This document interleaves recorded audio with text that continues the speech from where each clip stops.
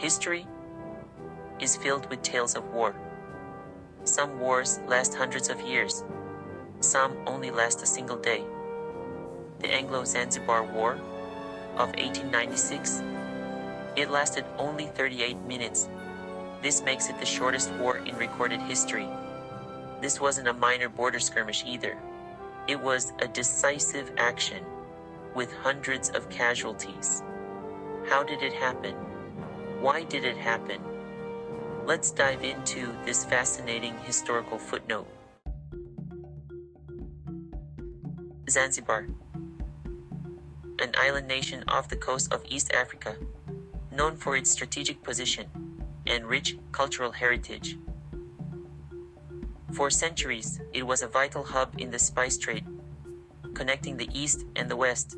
Cloves, nutmeg, and other valuable spices flowed through its bustling ports, enriching the island. This wealth and strategic location attracted the attention of European powers, eager to control trade routes.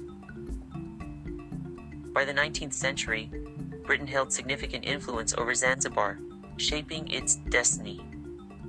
They controlled its trade and foreign policy, ensuring their dominance in the region. However, Zanzibar was still technically an independent sultanate with its own ruler. This arrangement, known as a protectorate, was common during the age of colonialism, balancing power. The Sultan of Zanzibar, while nominally in charge, answered to the British, reflecting the complex dynamics of colonial rule. In 1896, Sultan Hamad bin Thuwaini, who was friendly to the British heir and had maintained a stable relationship with them, died unexpectedly. His ambitious cousin, Khalid bin Bargash, seized power in a swift and bold move. There was just one significant problem. The British preferred a different successor, Hamud bin Mohammed.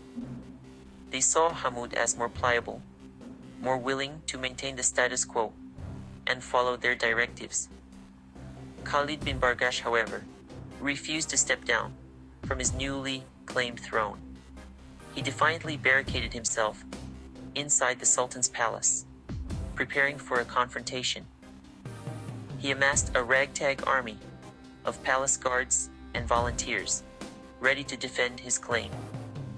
The British responded decisively by sending warships to Zanzibar harbor, signaling their intent. An ultimatum was delivered: surrender by 9 a.m. on August 27th, or face the dire consequences of defiance. Section 4, 38 Minutes of War.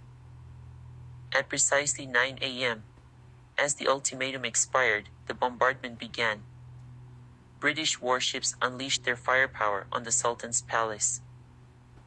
The shelling was accurate and devastating. Within minutes, the palace defenses crumbled. Zanzibar's antiquated artillery was no match for British naval guns. Khalid bin Bargash, realizing the futility of resistance, fled the palace. He sought refuge in the German consulate. The fighting ceased as quickly as it began. The Anglo-Zanzibar War was over after just 38 minutes. Section 5. Aftermath and Historical Significance. The aftermath of the war was swift and decisive, leaving a lasting impact on the region. Hamud bin Mohammed, the British-backed candidate, was installed as Sultan, marking a significant shift in power. Zanzibar became a full-fledged British protectorate, solidifying their control over the region and its resources. The Anglo-Zanzibar War, while brief, highlights the brutal realities and swift nature of colonialism. It serves as a stark reminder of the disparity of power between European empires and the nations they sought to control, often through force.